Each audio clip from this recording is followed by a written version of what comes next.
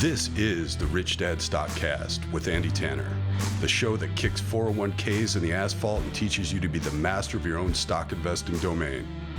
And here's your host, Greg Arthur. All right, this show, Andy Tanner calls possibly the most important topic. Huge. So, that's a pretty big deal. The topic is trading versus investing. Yes. And truth is, I didn't even know there was a difference not too long ago until we started this podcast. So excited to share that with you. What I want to know is one better than the other? Do you use one sometimes and the other times? Are they the same strategy with a different viewpoint, different strategies? These are all questions that I'd like Andy to answer for us because I really don't know these answers and I'd love to learn. Well, Greg, thanks for having me. And again, to everyone watching, just, it's so fun for us to read your comments and answer some of the questions that you have. And this particular one is a pleasure to address. And it's something I was telling Greg before we started the program and our little, we talked for 5 minutes before we start. I just said, I am very passionate about this. This is very important because it's a context difference. And the difference between trading and investing is the context in which your goals lie. And so I maybe the first place to talk about is why do people call them a different thing? Because really you're doing the same thing. If I'm going to buy a stock, I'm going to get my mouse out and click it and now I own the stock. And so investing and trading are, you're always spending money on an asset rather than liability. So why the difference? Why do some people, why is it widely accepted that trading and investing are different? So you're saying the actions will be the same. It's the mindset and the goals that are different? They'll be different. The context is different.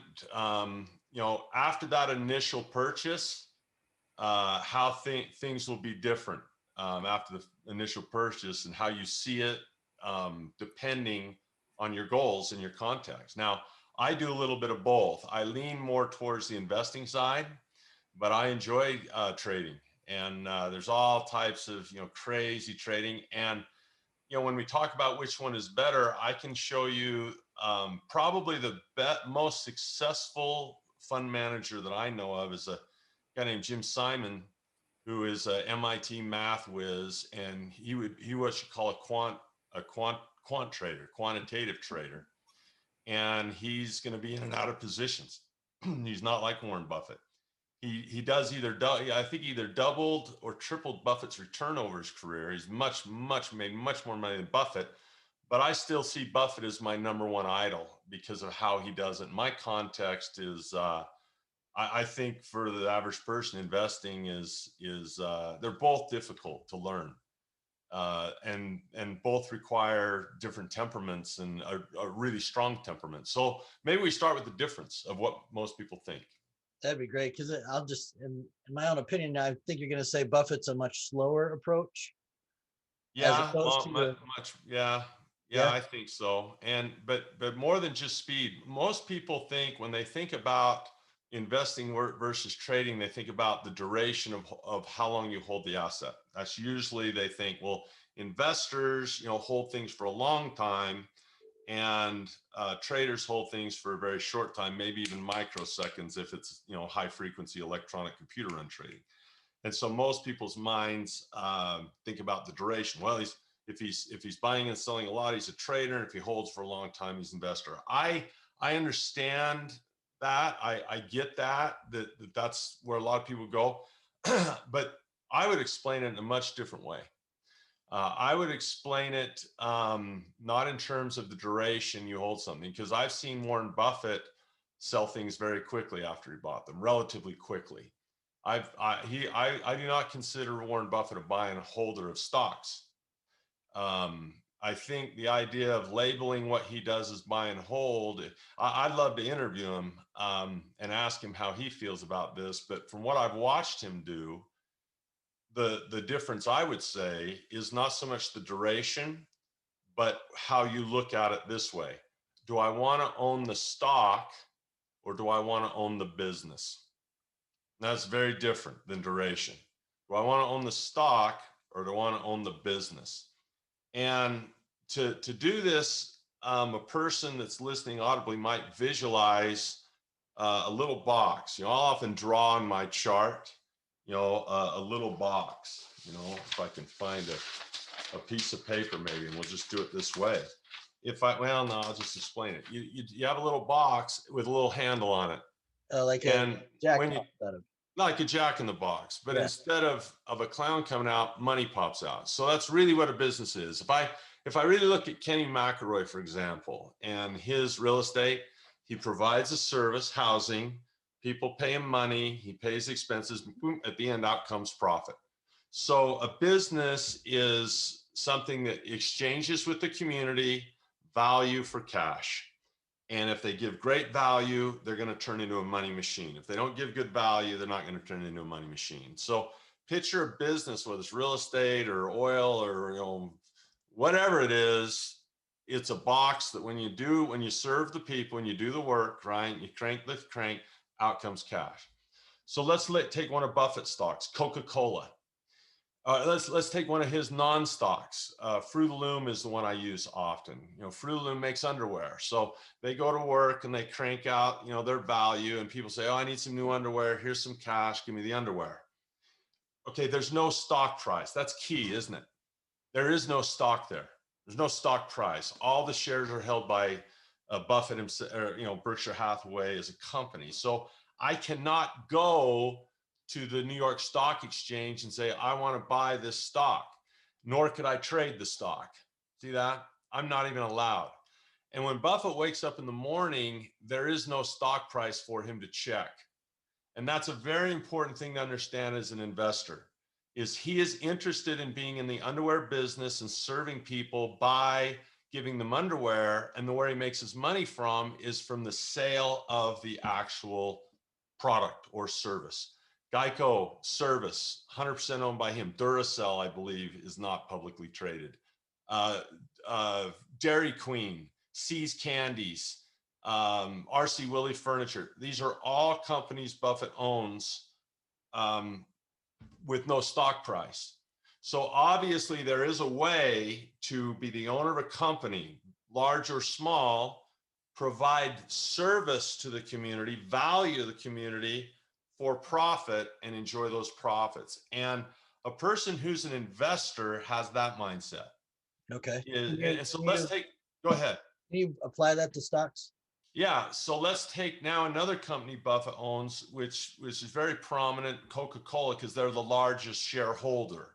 But I'm also a shareholder. So in this sense, Buffett and I both are owners of the company, right? We're both shareholders. We can go to the meetings, we can vote. He's got more votes than I do because he has more shares than I do, right? But I can go and vote, what I want. I get stuff in the mail sometimes because I'm a shareholder, and they're, here's the board of directors. Do you want to vote or not? You want all this type of stuff. And so he is not concerned about the price tag on Coca-Cola any more than he is concerned about the price tag on Fruit of the Loom, because there is none. You see that? That is so difficult for people to separate, because everyone thinks about stocks and the stock market and the stock price and how much is Google trading for and how much is Amazon trading for and how much is Tesla trading for and what's the price of Bitcoin. They're so worried about the price movement. And what that would be assimilated to is, let's say I have that jack in the box that was cranking out money, and I put a price tag on the box. So now people can buy the box, they can buy the business. Well, that price tag will move up and down based on how many people want to buy the box. And that's why, GameStop doesn't have any money coming out of their box, but the price tag on buying the the crummy box, buying this crummy box, the price tag goes through because it's in demand for whatever reason. So a trader is thinking about the price tag on this jack in the box, and the investor is concentrating on the money that comes out. Now they're both going to make the purchase, right? It's the same thing. I buy the stock, but they have different reasons for making the purchase. So if I buy Coca-Cola, well, the action is the same. I pick up my mouse, I click it, I buy 1,000 shares of Coke. Well, whether I'm going to hold that and look for the dividend coming as an investor, or whether I'm speculating on the stock price, I still open up a brokerage account, click and buy 1,000 shares. Okay, so I have questions. Yeah. One, Coke has a dividend, so that makes sense. I see how he's getting his money back. Yep. But two, before you can be an investor in stocks, aren't you a trader? Because you are looking for the best price. You're trying to time it. You're trying to look at technicals. Yeah, So aren't you a trader who then converts to an investor? No, I don't think so, Greg. And I'll tell you why I don't think so. I think the trader is like the house flipper that is dependent on the share price going higher to sell. In other words, they're buying already with a goal to sell. I don't I have a small business called the Cash Flow Academy. And what we do when we turn our crank is we teach people about investing. So that's my business. I'm never going to sell it. I'm invested in it. I not only I'm never going to sell it. I have no vision of selling out my company because I love it. And I love the service. I love being part of it. I love owning it. I love trying to lead it and solve all the freaking problems every day. I love it. And why, hopefully my kids want to take it over and it's forever. So I'm not a trader. I'm not going to trade this away. A person that goes to buy Coke as a trader is saying, price is at 60. I want to sell it at 80 and make 20 bucks. That's their goal. The investor says, no, I want to sell people soft drinks. And I think they're good drinks. I think it's a good brand. I think, it's got caffeine that'll addict everybody and keep them coming back. And I believe in inflation. And I don't really care necessarily about the stock price going up.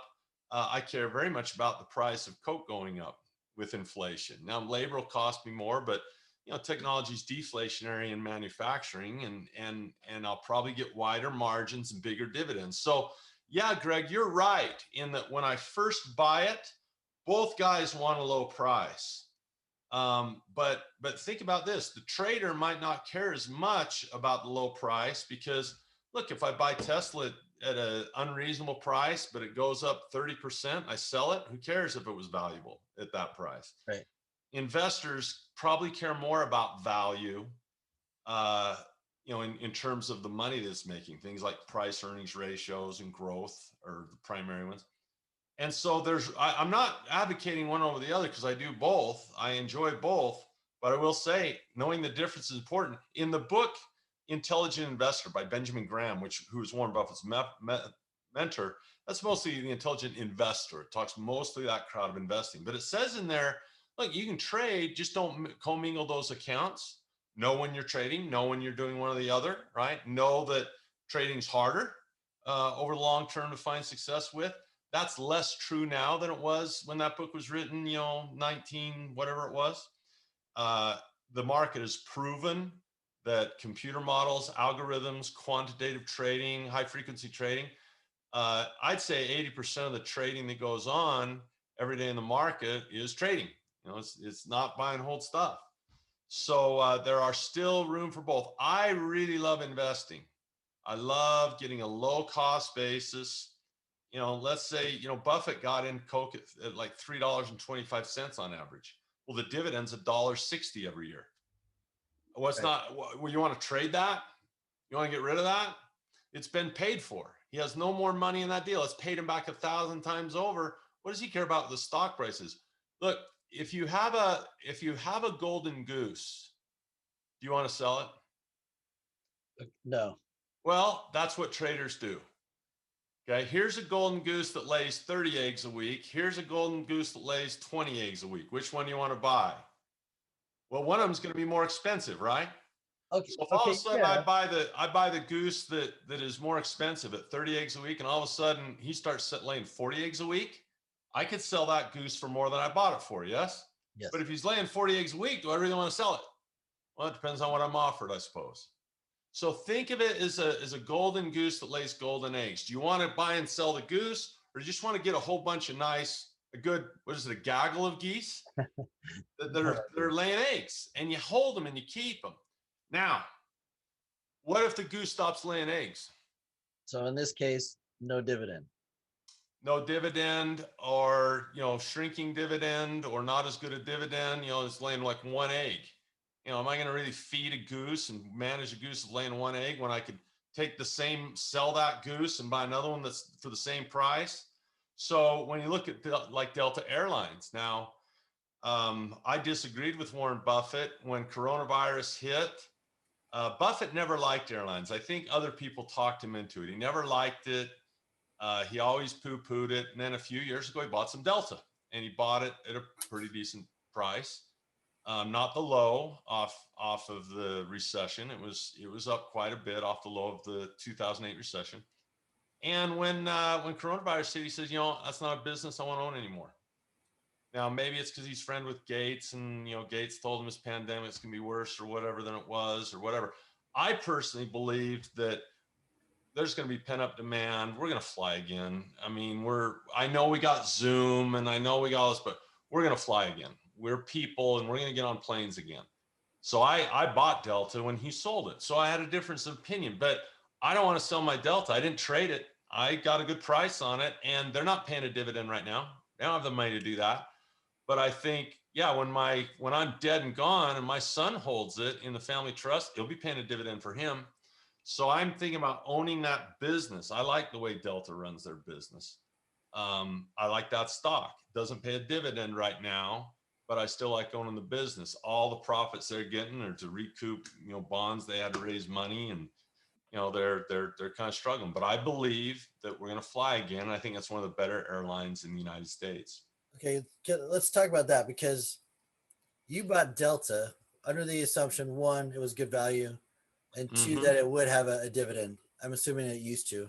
And it did. They took it out, and I think that's why Buffett sold it. He says, I don't want to be in that business anymore. Right. So there must be some price you can buy it at ratio to dividend, because I'm also assuming that to buy Coke right now at its dividend, you never, it'd take forever to even recoup your money through a dividend.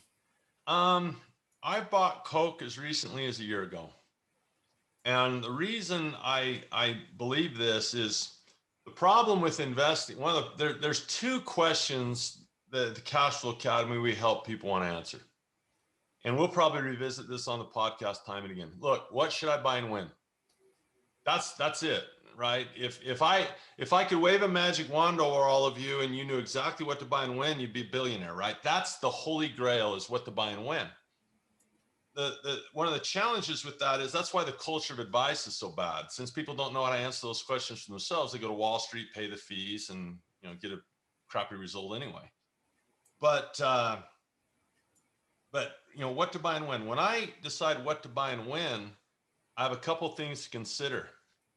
And I teach it this way in my course. I look at what they're doing now, and then I look at what could happen. So let me give you an example. LeBron James, I'm a basketball guy. You have to live with it. Sorry. LeBron James, what do you think? You're going to start a team. All right. LeBron James. What do you think? Yes. Okay, Zion Williamson. Which one you picking? You're starting a team the today. two? How long am I going to own this team? Oh, so there's more to it than just current production. Yes. You're going to own this team for 10 years. All right, then I'm taking Zion. Okay. Well, whose contract's bigger today? I don't know. Yeah. Probably LeBron. I don't know. I would hope so. But Zion has a bigger upside. So it's not only like what price to dividend is it today? I got to look in the future, like Buffett did at Snow. Look at Snowflake. What's the dividend on Snowflake right now? No idea. It's none. They're in growth mode.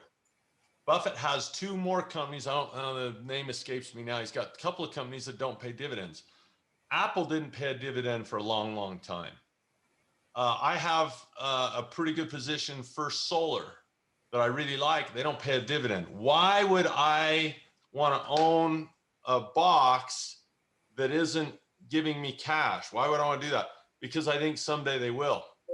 And I would rather buy that now when the price is relatively low than have to wait until they start the dividend, because it's not about the price in the dividend, it's about what I paid in the dividend, called investor yield as opposed to dividend yield. Right. Dividend yield is like, what's the price today and what dividend they pay. Investor yield is what I paid. So I might pay a lousy dividend, I might go into a lousy dividend yield if I anticipate that business doing well. Like Buffett bought some Snowflake. He bought it. Why? he thinks their growth is going to be huge. And I don't think he bought it to trade. I think he bought it because someday I think he thinks it's going to be like Apple and they'll start sharing the profits. First Solar's getting pressure from their shareholders, I think, because they got so much freaking money, man. They have made so much money. It's sitting there. Same thing happened to Apple. Apple's got, a zillion billion dollars in Ireland. They're like, hey, when are you gonna start sharing the love with the people that own this thing, right? And so that can happen. So I wish it was just easy where people could tune into one episode of the StockCast and say, oh, my problems are solved. But maybe you tune in and say, hey, it's learnable and it's worth learning, investing and trading. Now, let me show you how I combine the two. Yeah, that'd be great. I invest in companies, but I'll trade options on them. I'll invest in companies and I'll trade options on them. So you're never going to invest in options. Maybe that's why they call it the Chicago Board of Trade. You're always going to trade options because they expire, right? You can't own an option indefinitely. They all have an expiration date. It's like buying milk, right? It's going to expire. So you better drink it and get out, make your ice cream while you can, or it'll spoil. And I love being a seller of options because of that reason. So one of the things I'll do is I'll take a little risk of having my company be sold. Is I love a strategy called the covered call strategy. And I combine those two. I'll say, look, it's a simple strategy. I love it. It's not exciting, but life should be exciting. Investing should be boring. I'll buy a company and I'll say, I want a dividend on it. Like a good example would be Coca-Cola or Verizon or, whatever, right? Apple. And I'll say, great. I will invest in this company, hold it, get my dividend. Of course, if you want to pay me this much more for it, I'll sell it to you.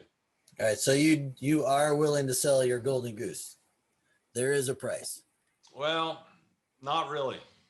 I'll tell you how that works. All right. Yeah, I'll tell them I'm willing to. Generally, what will happen is generally 80% of the time when I do this, okay, 70% of the time when I do this, the stock never gets there and I just keep the premium. So that gives me an additional cash flow from trading, right, in addition to my dividend from investing. Does that make sense? Yes, absolutely. So what's happening to my cost basis? Yeah, it's going way down as you're adding. The amount of money I have in that stock is going down because I'm pulling so much out of it via options and dividends, right? Right. And it adds up over time. The one I use in my class the most is Kraft Heinz, because I thought I'm going to do one that they can track over time and see how many years it takes to get all your money back out of something, right? And, a decent one, I think a good goal is 5 years. Have all your money back out in 5 years. Now you have this golden goose that's paid for. Why would I ever sell my Kraft Heinz now, no matter how high it got? That's your infinite return. Yeah, I have a exactly. All the money's out of it. Great. That's a great example. If it does go up higher, I might take a loss and buy back that call. I might hedge it by buying more shares for that period of time. If they get called out, they take the new shares. I keep my originals. I might get called out if it's close and then buy back in just a little higher. That's fine. There's all kinds of things I can do as a trader to adjust and decide what I want to do with it. But the core idea is to hold great companies and build a dividend income for my kids and my family, that hopefully becomes a legacy of investing knowledge. The thing you got to do with that is teach your kids, because if you just hand them money, they're going to lose it, spend it. Money has a way of leaving the ignorant. Right. It has a way of spilling away from the ignorance. So if you want to attract it and maintain it, the education is the key. So yeah, the other thing about trading that's really cool is I'll trade sometimes if I see a company that maybe doesn't pay a dividend, or I think it's going to be a short-term, flash in the pan. I'll often see a stock dip. I'll give you an example of a stock I did this with that I don't want to own is Snowflake. Buffett owns Snowflake. Okay, I have some Berkshire Hathaway, so maybe that counts as an owner of the owner. But Snowflake dropped down a little bit, and I sold some puts at like $150. Now the chances of it getting down that far were about 1%. And the premium was still great enough. I said, yeah, I'll buy it if it gets down that low. I never really wanted that stock. And had it gone down, I'd have probably bought it and then sold a call to get out of it. But the chances of getting that put to me were so low that I thought, I can manage that trade. So that's an example of a trade, right? A short-term put option trade. Sometimes I'll do a swing trade. I'll see a stock gap down and think, well, I might fill its gap. Let's see what happens. And the real key with trading, when I trade, and I've gotten bit by this learning, years ago, is when I trade, I have an entry, I have a target, and I have an exit. Right. And that's it. And that is all based on the stock price. The entry, the target, and the exit. So I have a little risk here and I have a little big reward here. Entry, target, exit. And that's all based on stock price. When I invest, I'm more interested in the fundamentals of the stock. How are they doing? What do they sell? What's their brand look like? Do they have a moat, like Buffett says? All that cool stuff. So they are different. You can do both. There's guys I know that strictly trade that have done very, very well. My buddy Rob has just made an incredible life for himself trading. A lot of guys I know.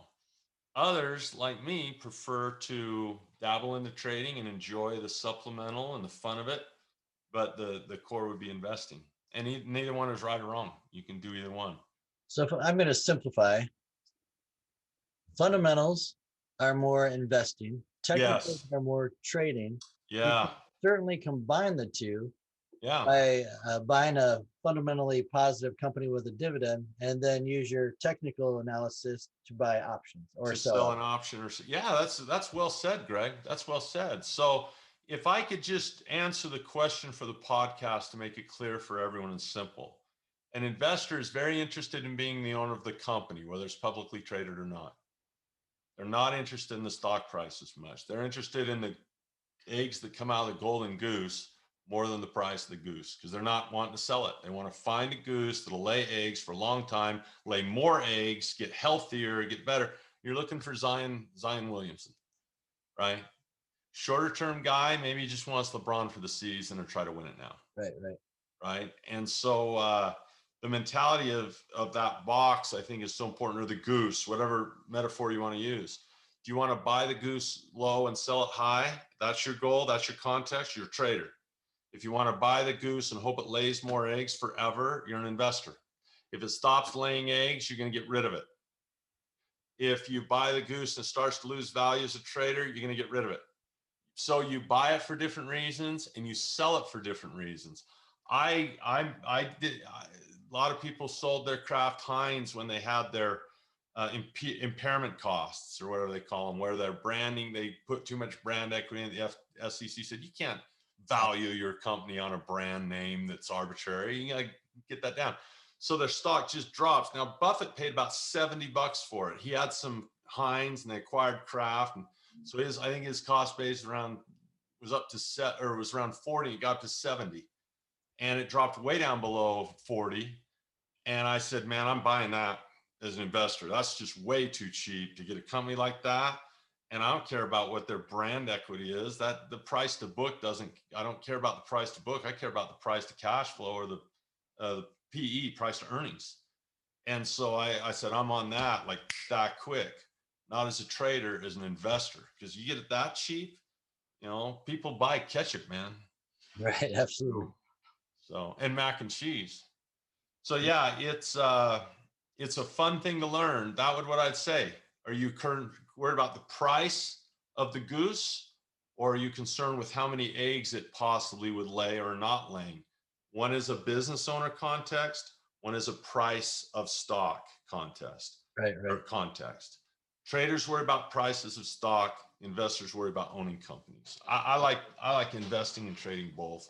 The long-term plan is to build investments. Build your asset column. Yeah. Problem with trading is every time you trade, you're dealing with net worth rather than cash flow. So that'd be another way to look at it on a financial statement. Is traders are trying to increase their net worth, right? The asset value should go up, pit it against liabilities, increase the net worth. Where a dividend guy is probably more about new income and cash flow rather than that. that's another reason. Can I just take a dig at 401ks? I hate not to take an opportunity to kick those right in the freaking face. What are 401ks about? They're primarily about the net worth of your account rather than the cash flow it produces, right? People look at their statement and it's a net worth issue. It's saying this is, if we sold all your mutual funds and stocks in those mutual funds right now, this is how much money we would give you. It's a net worth. Does not, and retirement is not a function of net worth. Retirement is a function of monthly income. It's a function of income over expenses, not a function of your net worth. Because the net worth creates an hourglass instead of a golden goose, because your expenses will drain out your assets eventually. That's why retirement's so hard. Is people turn 70 and they look at the, living to 95 now, living 25 years, and they look at the size of their account. They're like, my golden eggs, I don't have enough golden eggs in there Right. to last me. And so investing is very smart to have companies that produce. That's why Kenny's smart. I think the reason Robert White likes real estate so much is I don't think he really cares how much his properties are worth. I know he talks about his property in Hawaii went up or whatever, but it's really, you talk to Kim, you say, Kim, what are you the queen of? She'll go, cash flow. Yep. What's the name of your game? Cash flow. Robert and Kim, they're cash flow people. I think they care less. I bet Robert doesn't even know what his net worth is, but he'll know what his cash flow is. Yep. So there you go. Well, speaking of Robert, it sounds a lot like, he always says there's two sides to every coin. Like, it sounds like one is trading, one is fundamental. And then he says there's the third side, which is the edge. Yep. And there you can see both and evaluate it, which is kind of what you're doing. You're using the fundamentals when it's right, and then you're using the investing when it's right, and you're using the trading when it's right, and you often combine the two. Yeah, I think that learning those types of things is where investing starts. And if you're going to participate, why did I say this is one of the most important things we could talk about? Well, if you're going to participate after what we've talked about, after you've digested what we've said, would it be trivial, interesting, important, or vital to know the difference in the context of investing versus trading before you start? If you're going to make a plan and you don't know the difference between those two, you're going to become very discombobulated, in my opinion. So understanding that difference, read the book Intelligent Investor. It leans towards the investing. It says, look, don't commingle those funds. Get your trading account, your investing account, keep them separate, and know when you're doing one and know when you're doing the other. And if you don't, you can see where that's just a mess. So on that hierarchy of, was this trivial to know? No, it's definitely meaningful. Is it just interesting to listen to this? Is it important, or is it vital? I put it right up there in vital for me. If you don't know the difference between investing and trading, you can't understand your 401k well, can't understand your personal investments well, and your strategy is not going to be sound. Decide which ones you want to learn, one, the other, or both. If you do both, keep them separate and understand how that's going to impact your financial statement. So awesome stuff. All right. Thanks, Andy. And I did want to say that I know a guy that can teach you this if you need to know more about it. His name is Andy Tanner. Oh, you're too nice to give me. He actually has his Cash Flow Academy. Plug. Well, you should get a plug. And you did mention your company, which was a great example, but it's real. People can go learn directly from you. Obviously, I highly recommend it. And so in the show notes, you can get some of Andy's free teachings, and then just see if this is interesting to you, and look at his course, his business. So take a look. It's a lot of fun to learn for those that are interested, and it's a great place to go to find out if this is an asset class that might fit or not fit in your plan, and to get a plan if you don't have one. Right.